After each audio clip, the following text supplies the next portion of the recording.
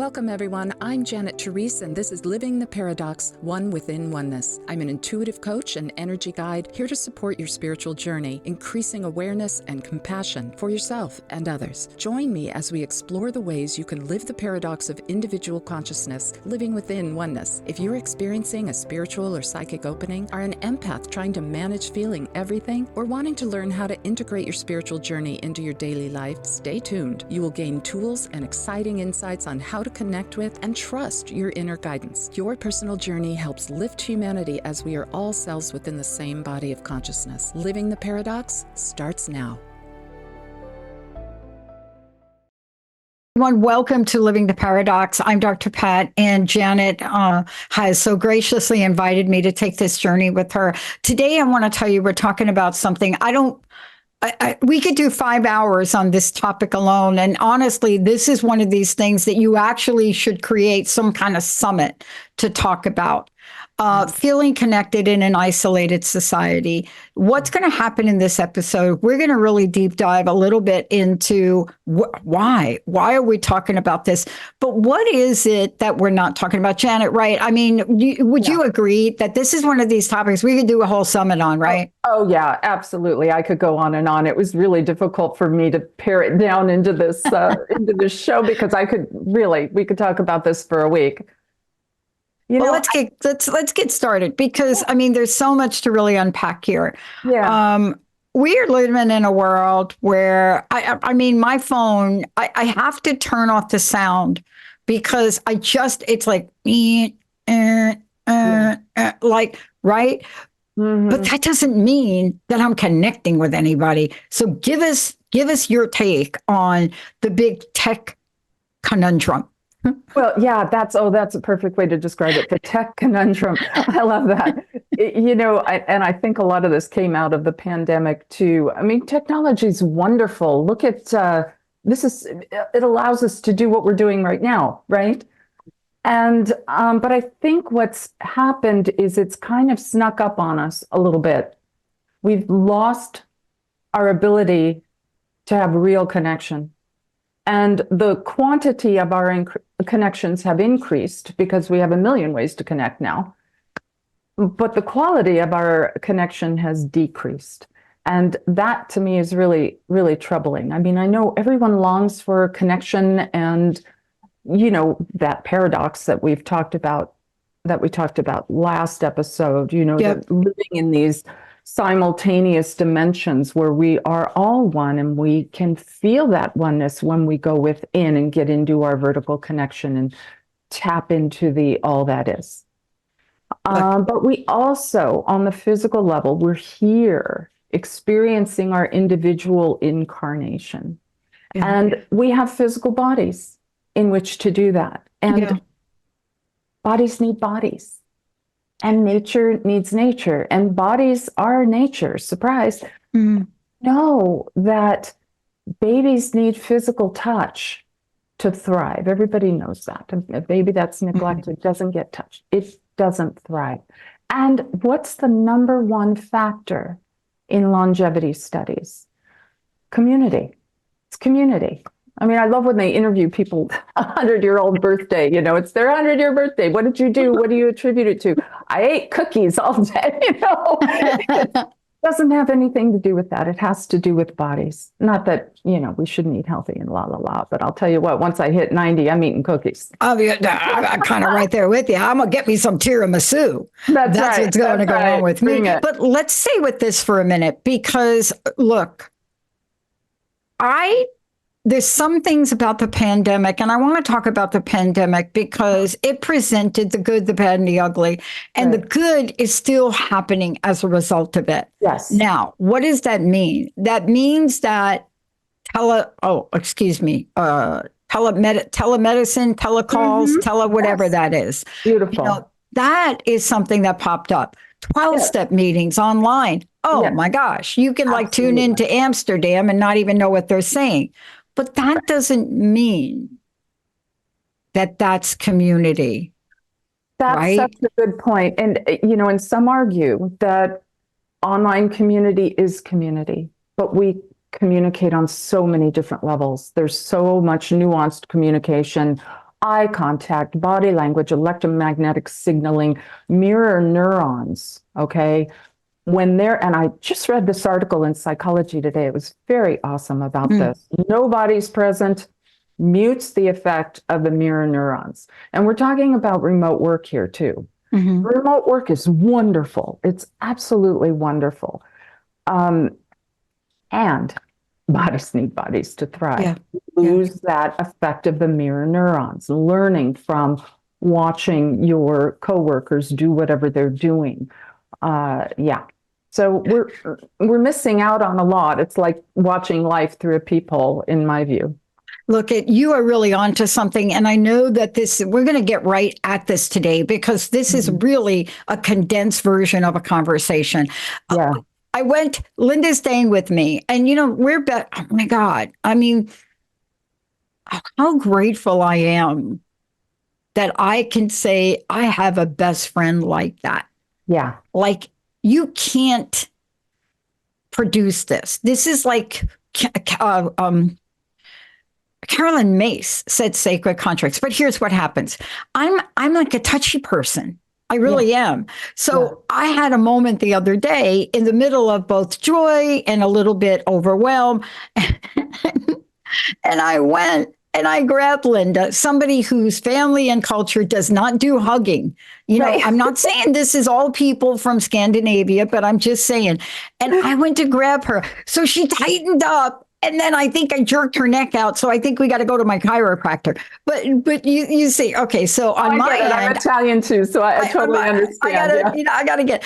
So, but also you're at work, you don't hug people, right? But I got to tell you, I started a little study and I want you to talk about this. I started a little study.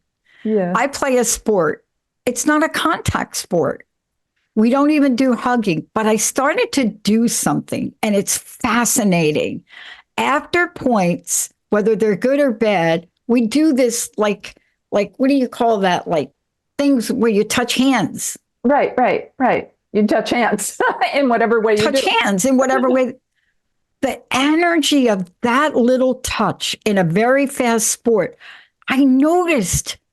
Of course, I prepared for today's show, so I already had this on my mind. But I thought, Janet, let me ask you. Well, it's a touchstone. That little touch. It's a touchstone. It's a touchstone. It's like, are you here? I'm here. Cool. This is great. I love this. And I love that you have such a close friend. I know when I talk to my clients about friendships and connections, and especially within this context, I have 1 million friends on Facebook, or we're friends on Facebook. I hear this so often, but I put them in concentric circles, Who are the people in your center circle? Who are the people that you could show up at 3 a.m. You can tell them everything. They've seen the good, the bad, the ugly, and they love you anyway. Yeah. That's your center circle. It could be family. It could be friends. It could be, someone just that you've known forever. And maybe you only see them a couple times a year, but they're in that center circle. Do you know what I mean? And then just think of the relationships in that way, placing them in these different concentric circles. Because I think that we tend to think, and I know I've done that over the years, especially being Italian, the whole, you expect that center circle person to be everybody, right? And that's just not the way life is. Yeah. I mean, I used to do a job at Snohomish County PUD up here. We re-engineered all their systems. And I remember walking in one day and they had a sign that says, "We don't hug here." They saw me coming. But let's just keep talking about this because this is such a need and desire. That little touch, playing a sport where you don't really have time. I noticed a change. So let's talk about it. If we need that, then let's talk social media for a minute. And let's just talk about what's happening with social media that turns it in from connecting to obsession. Connection to obsession. Oh, that's a little rhyme. I love that. Now, on one level, promoting your business, fantastic. Got to do it. Those who are unable to leave their homes, it's a lifesaver. I've listened to a show where you had a woman call in who was housebound. Totally. And that would just save her life. support groups online. There's a million support groups online, going through cancer, going through whatever. There's tons of support groups online. But again, remember this multiple dimensions that we're living in. And here we're experiencing the illusion of separation from oneness, right? And we long for that connectedness, but I think, and again, you can feel it by going within, but one of the ways in which we try to feel connected is through social media, but it misses the mark. It's unfulfilling. So we keep going back to the well. We keep thinking it's going to be different this time. Let me just try it again. No, I feel kind of worse. No, let me give it another go. And then I feel worse. You know what I mean? Mm-hmm.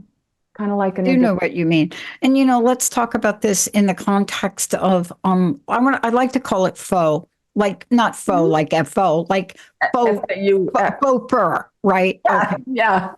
It gives us a sense, and albeit I think there are stages of it. I think initially it really lets us feel like we're connected. Right. But there's the good, the bad, and the ugly about that. The first time you get somebody commenting on something about you, and we have this with one of our best-selling authors. Somebody commented on her and her appearance.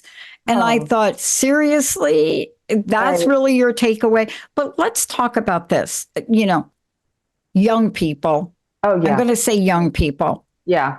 Let's talk about, are we happy? I just saw this happiness study that came out. Yes. And I asked myself the question, when the heck did you do that? And what questions are you asking? Are we really all that happy? Fill us in. Help us out here. Yeah, isn't that interesting? My personal feeling about this is I think that our young people have grown up on a very large stage, not unlike child actors. Okay. So before cell phones, before social media, child actors had a difficult time transitioning into adulthood. They had a difficult time because every little bump, every little mistake, all the things that we all do were visible to everyone. Now, let's think about middle school for a minute. Middle school's pretty awful. It's, people can be pretty mean in middle school, but when you're on a small stage and when you make these mistakes, you can pretty much survive it. If somebody's mean to you, I was bullied horribly. Yeah, me too. But, you get through it, you figure it out. I cannot imagine having all those experiences on the stage that they have now. Now, this again, missing the mirror neurons. You say something to someone that hurts their feelings, and all of a sudden you see the physical response, and you can feel that empathy and go, oh, wow, that felt really horrible inside. I'm not going to do that again. And you lose that in social media. And our young people have missed that whole stage, I think. And I just think it's really tragic. I know there was a stand-up, Louis C.K. I know he got in trouble, but I'll tell you what, about 10 years ago, he did this fabulous thing on why he doesn't give his kids cell phones. Look it up. It's exactly that. It's that saying something mean and feeling it in your body when you do something that hurts someone else, and how you change your behavior because of that. And we're missing that. And people can just be mean without consequence online. Yeah. Just really tragic. Yeah. And also, let's talk about mean without consequence, but also picking up a pattern that you then take. Now, these are the studies. These are the things we're not talking about. We're almost acting as if we can operate in a certain way online. And we do this with work. It's how many stories have you heard where, you go in and you get a boss or a coworker, and in workplace, they're very different, right? And you go home and you see them around their family and your spouse, and you're thinking, what kind of alien got in their body right there? Right. But let's talk about this too, because there are emotions involved in this. And the idea of what you're doing, and let's do this now. Let's bring to the forefront the fact that we need to have a level of awareness and a level of awareness with experience. So how do we become more aware? Janet, how do we do that? I think what's helpful is to check in with yourself. It's always about having more consciousness in the present moment. Why am I reaching for that? Why am I reaching for social media? What is it that I need? What void am I trying to fill? And check in, like close your eyes, look within, feel into the body. What are the physical sensations? What are the emotions underneath that? And why? Think of it as a bag of chips. Check inside first. Do I really need to see? Do I need to start comparing myself to other people? Do I really need to type that comment? Do I really need to dive into this conversation that really has such a low frequency? How does that feel in your body? When you see a conversation online that is so unhealthy and such a low frequency, do you really want to dive into that? Do you really want to swim in that pool? And what's worse, I think, is that all of this is making us lose our ability to trust our inner knowing. So again, the solution is to go within. Go within, go within. You don't need someone else's comment on what you're doing, and you don't need that. Check in with yourself. Is it right for you? Is it something that you want to do? Does it matter what other people think? Really? I mean, really, why do we need to know what everybody thinks about everything we do? It's just, we don't, I know growing up without a cell phone, and you do too. It's like, did we care? Was everybody commenting on, oh, yes, that's a good thing you did, or that's not a good what? I know. It's just so unusual. It is so unusual. But I think what we need to do is just really check in with ourselves. How does this feel in this moment? Is this something I really need to be doing? Is this something I want to be doing? And how can I fulfill that need that I really have without doing this? Yeah. And then you can be whole and complete and go there whole and complete if you're going to go there. Check in vertically. Now, you work with amazing clients. I do. You are an expert in the field, and you have something for us that we're going to do right now. There's an exercise you're going to walk us through. But before we do, I would love people to know, this is Janet. This is how I can work with her. This is what I can do with her. How do they do that, if you don't mind? Oh, my website, janettherese.com. JANETTHERESE.com. Awesome. Find me there. Reach out. Yeah, love to talk to you. Grab 15 minutes. So what I'd like to do, and especially don't do this if you're driving. If you're driving, don't do anything but drive. Remember, be fully present in the moment. Be with what you're doing. If you're driving, drive. But when you're not driving, and if you're not driving, I want you to bring to mind, close your eyes, and just settle in. Big exhale, and just let yourself drop into your seat.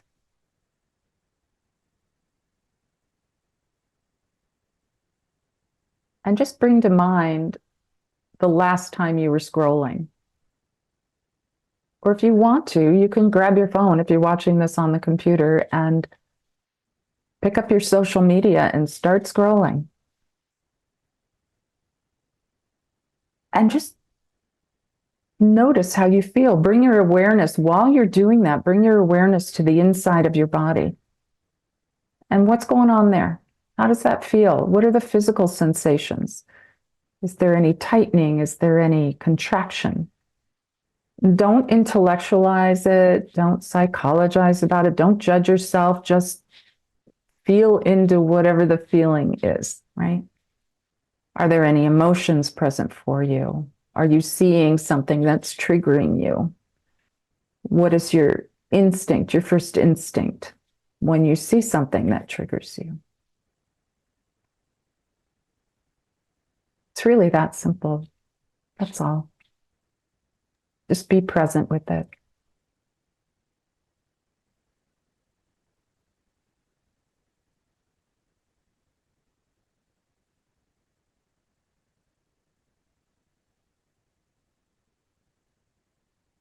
Yeah, just take note. Just notice, that's all. And then you can bring yourself back here to us, to our conversation here and now. Thank you for that. because it's so often we don't realize the simplicity. Mm-hmm. Thank you for that beautiful exercise to bring us back to that moment. We don't realize the simplicity. I mean, sometimes it's as easy as really saying thank you, or thank you, God, thank you, Spirit, thank you, Goddess, thank you, thank you, thank you, regardless of the circumstance.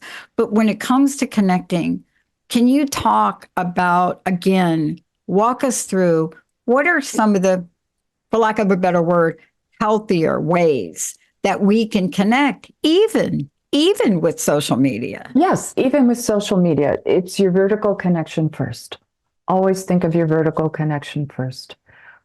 Go within, connect into that feeling of oneness, connect above, connect below, connect to the planet. Our bodies need the frequency of the planet.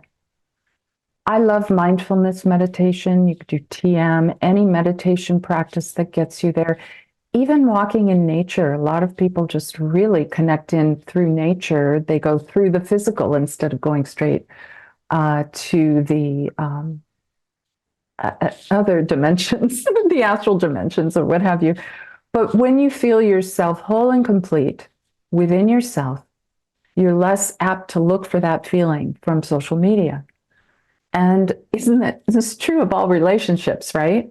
Be whole and complete within yourself first before you have any relationship. I mean, you hear this everywhere. You'll hear this everywhere. I'm sure you've talked about this many times, Pat. But be present with yourself. Be fully connected vertically.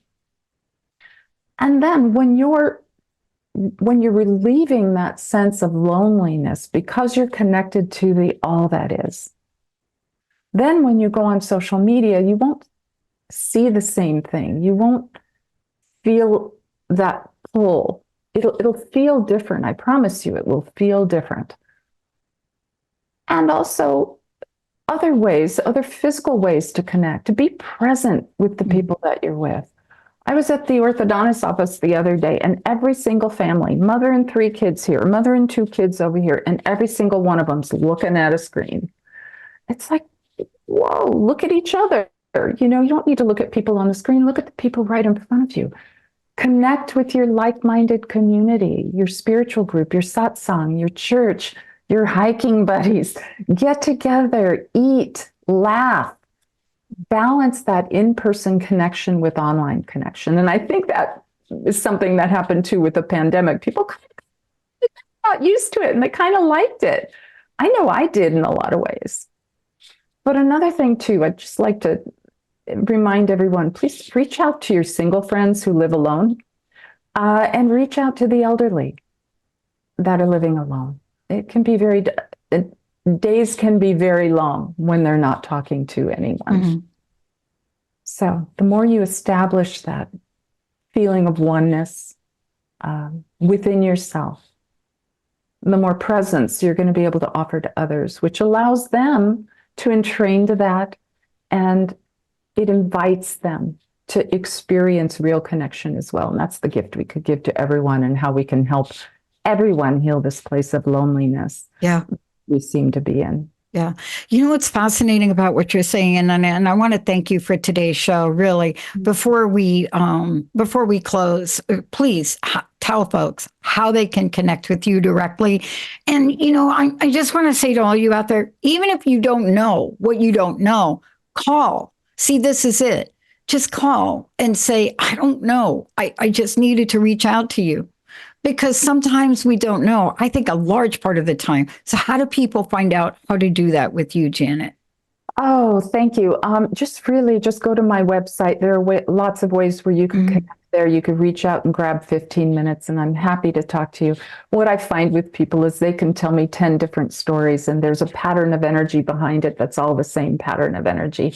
So it really doesn't matter what the story is. I'd love to talk to you about it. So thank you. I love it. What's your closing message? What do you want to leave us with, your personal message for everyone today? Oh, I want everyone to just really go within, feel that connection to the all that is before they connect with others in whatever way they do that. Because that's such a gift that you give to everyone, really, is your presence. That's the greatest gift that you can give anyone, whether it's online or not. Wow. This is a really important topic. You know, I get asked, Janet, what made you do video so early on in the game? And I said, before I did video for the network, we did radio and still do radio. And it was this world of hearing a voice.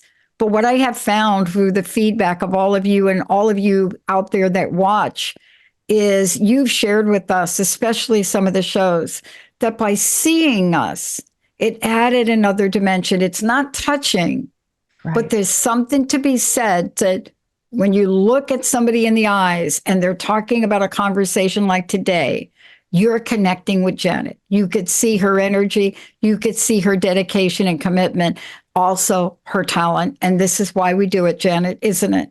Yes. All right. Dr. Pat. Let's take a short break, everybody. Emily, thank you so much. Janet, again, what a great topic. We're going to take a short break. We'll see you in a few. I'm Janet Therese, and you've been listening to Living the Paradox, One Within Oneness on Transformation Talk Radio. We've been exploring ways you can live the paradox of individual consciousness, living within oneness. Tune in every fourth Wednesday at 11:30 a.m. Pacific Time for more tools and exciting insights on how to connect with and trust your inner guidance and how your personal journey helps lift humanity. For more information, visit janettherese.com. That's Janet Therese, Therese.com.